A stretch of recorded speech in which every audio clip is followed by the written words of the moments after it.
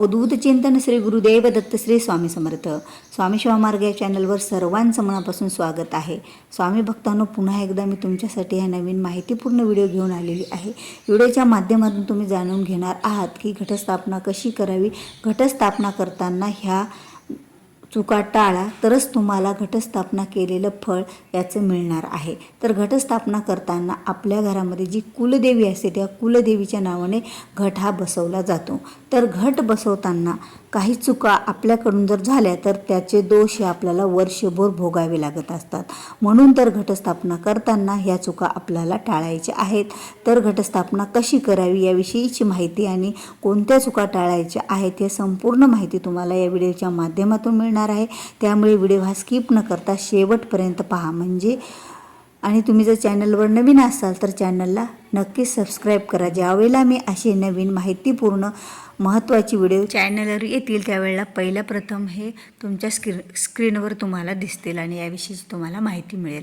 तर घटस्थापना करताना महत्त्वाची गोष्ट म्हणजे आपल्याला घटस्थापना करताना पहिल्या प्रथम जी माती लागत असते. आता ती माती म्हणजे वावरी. ती आदल्या दिवशी जरी आणून ठेवली तरीही चालते. तर यावर्षी 2025मध्ये 22 सप्टेंबरला ही घटस्थापना होणार आहे.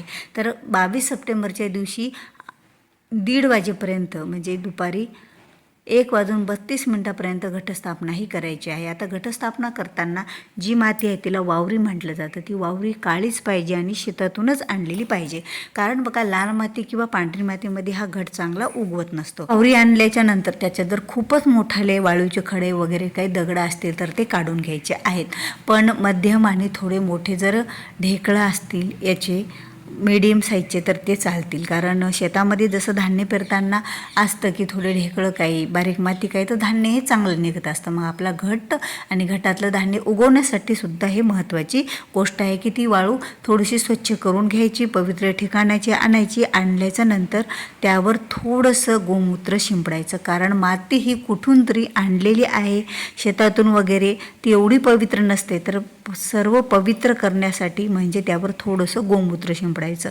आता गोमूत्र शिंपडल्याच्या नंतर ती जी वावरी आहे ती आपल्याला येळाच्या टोपल्यात भरायची आहे. हे येळाचं टोपलं का तर बघा, येळाच्या टोपल्यामध्ये हवा लागते आणि पाणी झिरपून जातं.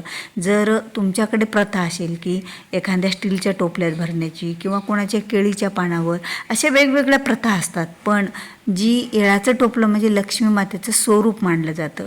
यात जरी आपण घट मांडला तरी काहीही हरकत नाही आहे. कारण कलशस्थापना घटस्थापना ही कशातही केली जाते. असं काहीही नाही की तोच आमचा नियम राहावा म्हणून. फक्त कलश हा घट उगवण्यासाठी एखादी माती कुठेतरी त्यावेळेला जे अवेलेबल आहे त्यामध्ये घेतलेली असेल आपल्या पूर्वी. त्यामुळे असं काहीही नाही आहे.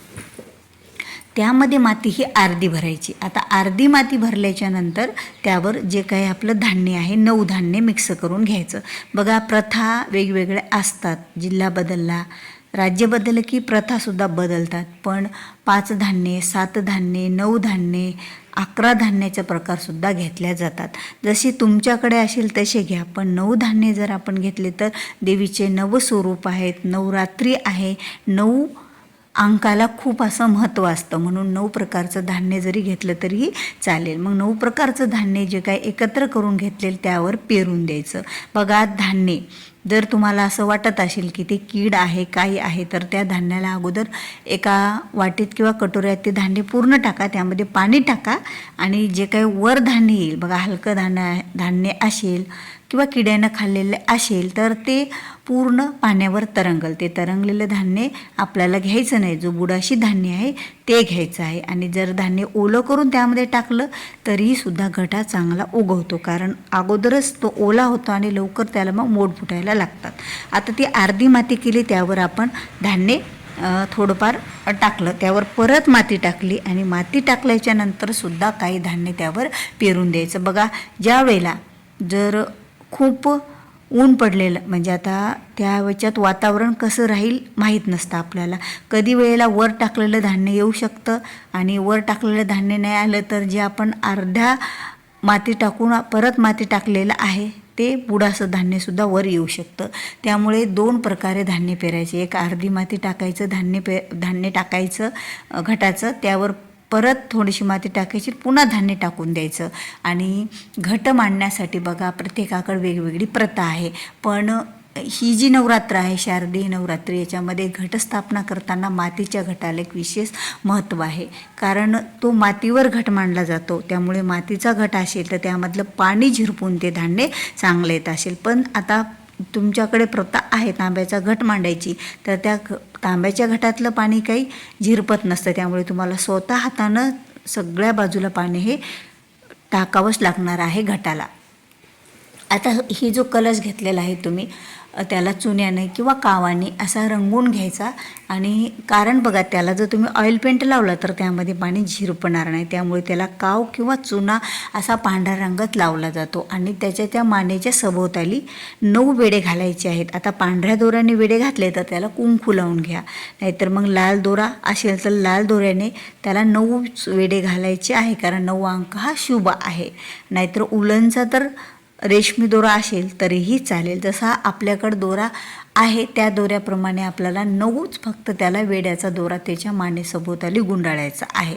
त्यानंतर कलशात पाणी भरायचं आणि कलशामध्ये सुपारी आणि पैसा टाकायचा, हळदी कुंकू आणि अक्षदा टाकायच्या. जर आपण फूल टाकलं तर बघा 9 दिवस ते फूल नासल, सडल, त्याचा वास येईल, डास होतील. त्यामुळे तुम्हाला फुलासाठी तर आपण दररोज एक माळ देवीला घटाला अर्पण करतच असतो, त्यामुळे नाही टाकलं तरीही चालेल. फक्त पैसा, सुपारी, अक्षदा, हळदी आणि कुंकू ह्या महत्त्वाच्या गोष्टी. हळद एकदा टाकायची, कुंकू 2 वेळा टाकायचं आणि पैसा आणि सुपारी टाकायचं. पण दुर्वा चुकूनही टाकू नका, कारण देवीच्या कलशामध्ये दुर्वा ह्या टाकल्या जात नाही. त्या घटाच्या 5 बाजूला हळदी कुंकू लावून घ्यायचं आहे, कुंकू आणि हळद. आणि जो काही घट आहे तो त्या जे माती भरलेली आहे आपण जे घट मांडण्यासाठी त्यावर ठेवायचा. पण ठेवताना एक मंत्र म्हणायचा आहे, ज्या मंत्रामध्ये 9 ही देवीची नावं येतील आणि एकदा 9 वेळा किंवा 11 वेळा किंवा 16 वेळा हा मंत्र म्हणायचा आहे. ओम ऐं ह्रीं क्लीं चामुंडाई विच्चे असा हा मंत्र आहे. ओम ऐं ह्रीं क्लीं चामुंडाई विच्चे म्हणजे चामुंडा देवीचे संपूर्ण नावे.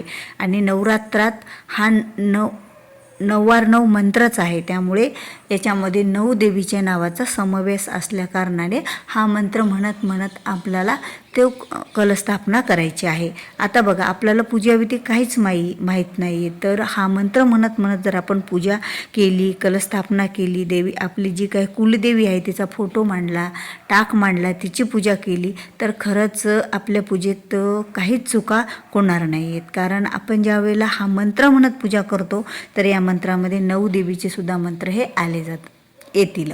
तर त्यानंतर जी काही माळ असते बघा, आता जे बरेच जण माळ काय करतात की ती सुईदारे ओवतात, पण माळ तिला शब्दच माळ आहे, तो हार नाही आहे गळ्यात घालायचा. म्हणून तो जी माळ आहे घटावर आपण जी घटाला घालतो, आता पहिल्या दिवशी तर नागवेलीच्या पानाचीच माळ असते, त्यामुळे तिला सुईद्वारे न ओवता त्याच्या देठाला दोरा बांधला जातो. आणि अशाच प्रकारे 9 दिवसाच्या 9 माळी, 9 दिवसाचे 9 नैवेद्य, देवीचे 9 स्वरूप याविषयीची माहिती माझ्या चॅनलवर एक व्हिडिओ आहे, त्यामध्ये संपूर्ण माहिती आहे, तो तुम्ही पहा, म्हणजे तुमच्या लक्षात येईल की 9 माळी 9 दिवस कशाचे आहेत. कारण मी जर इथे सांगायला गेले तर व्हिडिओ हा आपला खूपच मोठा होईल. तर इथे फक्त घटस्थापना कशी करावी या व्हिडिओमध्ये याच विषयीची माहिती आहे.